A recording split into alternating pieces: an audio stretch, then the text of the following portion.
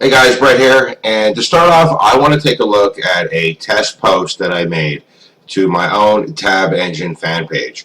And as you remember from the last training and the last video, for the last couple of months, I have been totally neglecting the Tab Engine page. And it wasn't that I was unable to interact with the page or I didn't know what to do. It's just that I kind of just let it go. And I think you're going to find that a lot of people, especially those that are doing social media for clients, are going to find that their potential clients are in that exact situation. They built a page, they built a following, and then they just kind of let it go. They mean to post to it, but they don't. And it just kind of fades away and loses its usability and loses its engagement. And that's actually what I let do with the Tab Engine page. I just kind of let it go and let it fade away. And I got to the point where when I would make a random post once in a while, I was getting 24, 25, sometimes 30 people only to actually view the post because the page's engagement and affinity levels had plummeted because I wasn't keeping up with it. So for my test, I actually created a contest sweepstakes on Tab Engine with the ZoSocial platform. And what I did was I decided I was going to give away a free lifetime membership to Tab Engine to a single winner. And I wasn't really sure if that particular type of post was going to do well because most of my fans are already my customers or at least have tried the system. But as you can see here, within 12 minutes of making that sweepstakes, the post had been served to 421 people. That means within 12 minutes, it is already 20 times more effective than the random posts that I was making before when I was letting it go. Now, I didn't do anything else. I didn't boost the post. You can see the boost the post button is still showing. It's because I did not boost the post. I just let it go. I posted the contest up. And because of its shareable nature, people were commenting, liking, sharing, which increased its edge rank and got more people to see it. Now, after 3 days, this became the most popular post that I ever made that wasn't boosted. It received 2,491 views from people, and it increased my page views of the Tab Engine fan page by over 800%.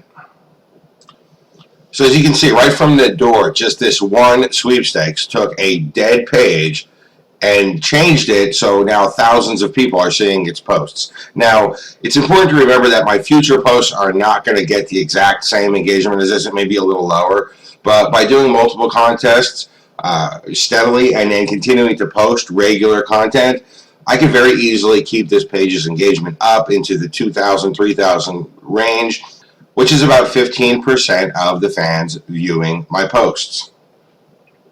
So let's look at a contest that another person has made and see what their results are. So here's a sweepstakes that was posted on another fan page that I'm not related to in any way.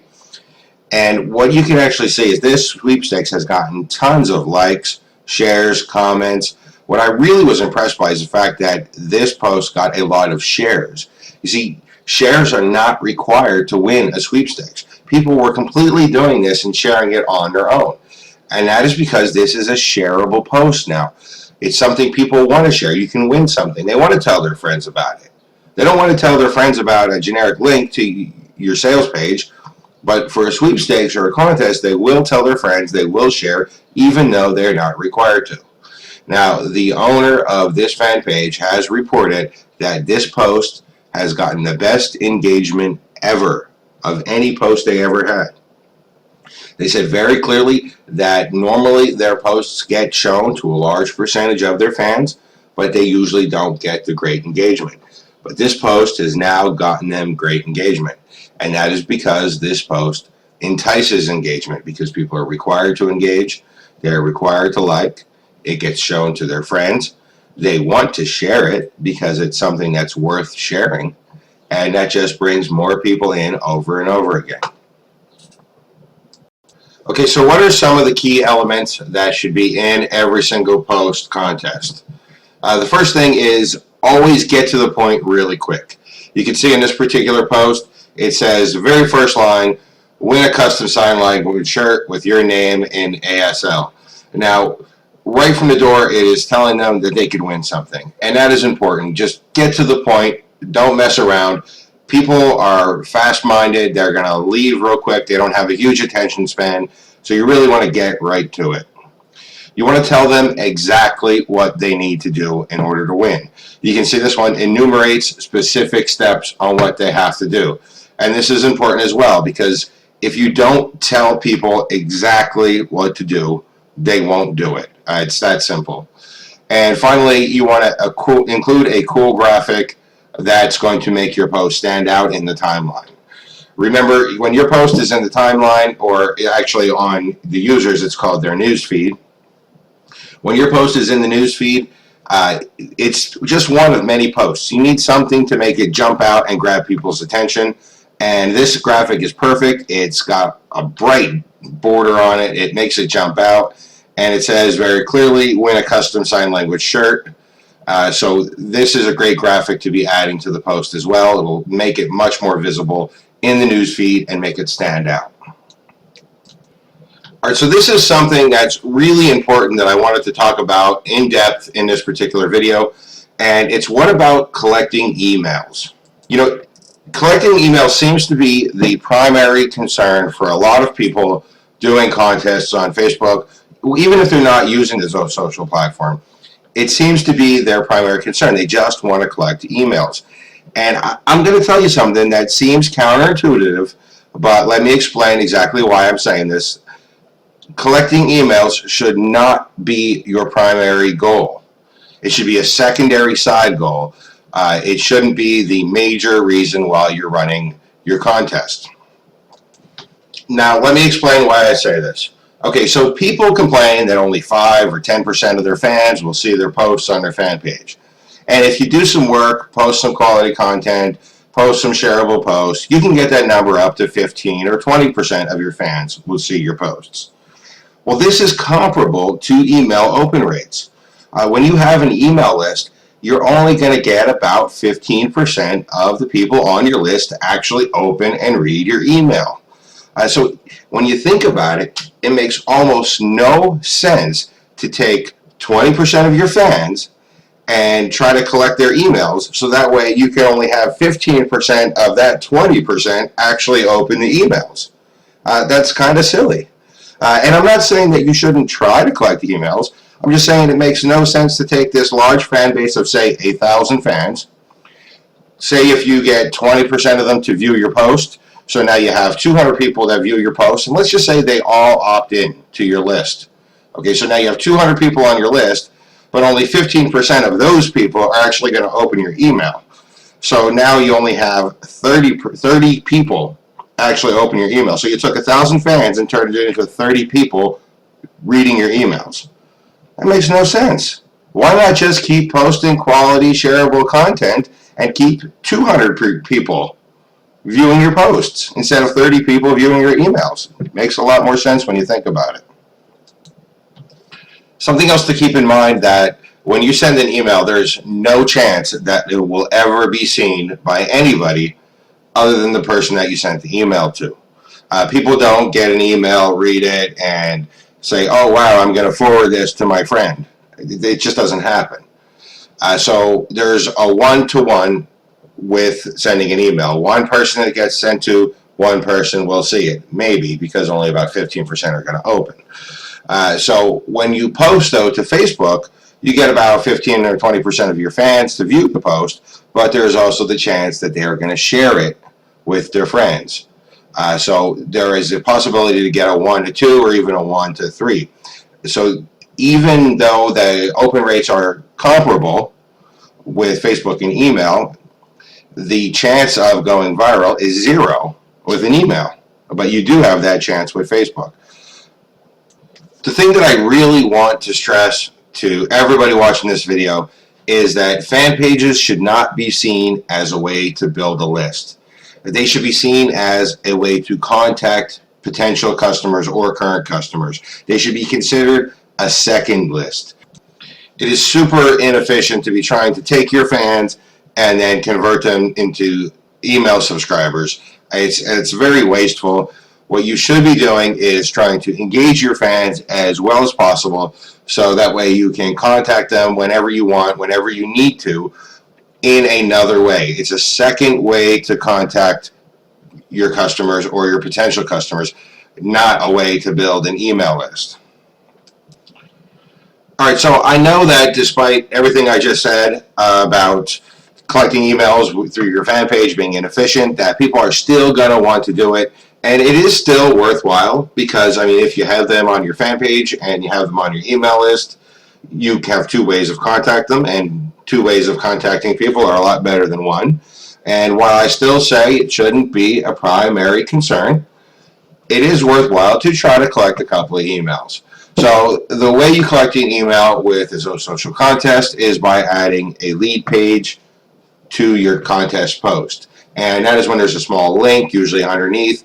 And what you do is you tell people that once they like the post, once they comment on the post, or take whatever action that is required for that particular post, you then tell them that they must click on the link to confirm their entry or verify their entry or finalize their entry or something along those lines. You want to make it clear that they have to click that link and opt in order to complete the entry. Now, Zosocial allows you two different ways to create your lead page. You can actually use their hosted lead page for you, or you could host the lead page yourself. I'll be totally honest, unless you're working for clients and you don't want a client to know that you're using the Zosocial platform, you might as well just let Zosocial host the lead page for you. It's a lot easier, it's a lot simpler, it's a lot faster, and it's a lot better because you don't have to do as much work. Now, like I said, if you're working with clients, you might not want your client to know that you're using Zosocial, in which case then you would go with a self-hosted lead page. Just keep in mind though, if people don't go through with this final step and they don't log in with Facebook, they don't give you access to their email, don't be upset and don't consider that a failure, because email is just a secondary concern for this type of contest. The main type of contest is getting the engagement, so that way you can contact your fans via the fan page. Okay, so assuming that you're going to use a lead page, you are going to try to collect the emails, there's a couple of things that you should always do in the lead page itself. Now, the lead page has a couple of different actual pages that show. For example, there's the initial page that tells them that they need to confirm their email or whatever. And then when they finally sign up with their email address, they log in with Facebook, there's a page that will show if they haven't met the post requirements. Now, the post requirements should always include liking and commenting on the post. And that is because this is the primary goal, to get the engagement. So if they do not like or comment on the post, you should have it set that they cannot win, in which case it will show the does not meet requirements page. Now, in your does not meet requirements page, you should specifically tell them that they forgot one of the steps, and then tell them again the steps that they have to take. So in this example, you can see I specifically tell people that they forgot a step and that they have to do the following enumerated things in order to qualify for the contest. Something that you should also do is you should embed the post inside of your does not meet requirements page. And this is because you want to make it as easy as possible for them to comment. When they click your link to get to your lead page, they've left Facebook. They've opted in with their email address, and you realize that they didn't post on the contest, so now they can't win. Well, you don't want to try to get them to go back to Facebook and find the post again. So put it right inside of the does not meet requirements page and make it as easy as possible for them to go ahead now and post on it. Okay, so to embed the post inside of your does not meet requirements page, you're actually going to have to do a little bit of extra work. So what you do is you set up your contest on Zosocial, then you create your post, post it to your fan page, then you can go to your own timeline. You can click on the little icon in the upper right hand corner of the post. You can get the embed post code. Then you go back to Zosocial, edit your contest, go to the lead pages section, find the does not meet requirements page, and then you can paste in your embed post code. Now, it does take, an extra minute, an extra couple of steps, but it is well worth the effort to embed the post right inside of this particular page. Okay, so another thing that people are always wanting to do is they're wanting to know how they can get likes on their particular fan page. And that is actually something that isn't the greatest with the Zoe Social contest, is that sure, you can get likes on the post, you can get comments on the post, people are going to share the post. As we've seen before, they actually share it without even being told to sometimes, but it doesn't get page likes. And this is important because if we are using Facebook and our fan page as a second list, we're going to want a way to build that list up. Now, sure, we can run ads all day long and get page likes, but we also want a way to use the contest itself to get us more page likes. Okay, so when people are sharing the contest, chances are some of the people entering are not going to be your fans. All right, so say we're using a Zoe Social lead page. After they've confirmed their entry, after they have met all the requirements, we are then able to show them a page that says their entry has been confirmed and that they are now entered. The thing that we should always be putting there is a like button. So you can actually see this is a sample confirmed page that I created, and it tells them very simply their entry has been confirmed. Your entry is now confirmed. Just one more step. Click the like button below and you're all done. Then I have the Facebook like button, and in order to add that like button, I simply went to Facebook's like button widget, created a like button, got the code that they provided me, and pasted into my entry confirmed section in the Zoe Social lead pages. Something to keep in mind is that people have already posted on the contest, they've already commented on the contest, they've opted in with their email address. They are not going to hesitate to just click that like button real quick if you tell them it's the last thing they have to do. I mean, they've already jumped all through all kinds of hoops. It's not like that asking them to click the like is going to be a big problem. Now, a lot of people that are going to see this, though, are already going to be your fans. So you should always put underneath the like button that if they have already liked the page, they don't have to do it again. They're still entered. Otherwise, your post is going to get full of people saying, I can't like the page because I've already liked it. So always just put that under there, and that way it'll save you a lot of hassle down the road. But make sure in your entry confirmed page you always have a like button. Something that I've seen some people doing is that they also put a share button in here. And what they actually say is, your entry is confirmed, now make sure you share to finalize. Or something like that, trying to tell people that they have to share. Now, you are not allowed to share, you're not allowed to make sharing a requirement. That's against Facebook's TOS. The important thing to keep in mind, though, is that is TOS for use on the Facebook platform. On the Zoe Social lead page, that is off of Facebook. Those TOS don't apply anymore. At least that's the thinking of some people. I'm not a legal expert. I don't know firsthand if the TOS is going to apply on a website that's off of Facebook, but some people seem to feel that it doesn't, and they like to put a share button in there. That's going to be up to you if you want to take that risk, but at the very least, always put a like button. Alright, so real quick, let's recap the key points that I want everyone to take away from this video. The first one is, in your contest post, always include a to-the-point header that's telling people exactly what they're going to win and letting people know that it is a contest. Remember, people have a short attention span. If you don't grab their attention quickly, they're going to move on to something else. Always tell people exactly what they need to do. I mean, actually enumerate the steps. 1, do this, 2, do that, 3, do this. Finally, always include an eye-catching graphic or photo as a part of the post in order to make it stand out a little bit better in the people's newsfeed. The second point to take away is that using your fan page primarily as a way to build a list is incredibly inefficient.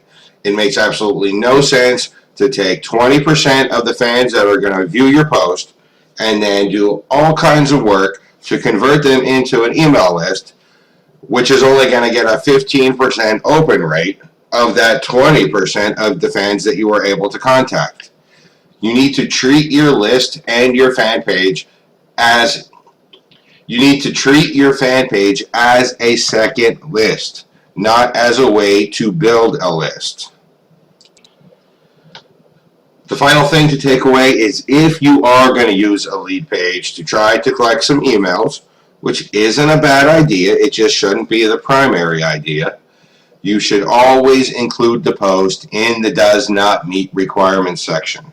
So that way, if people do not post or comment, which should be required for every contest you make, if they don't post or comment, the post itself is right there that they can do it without having to go back to Facebook.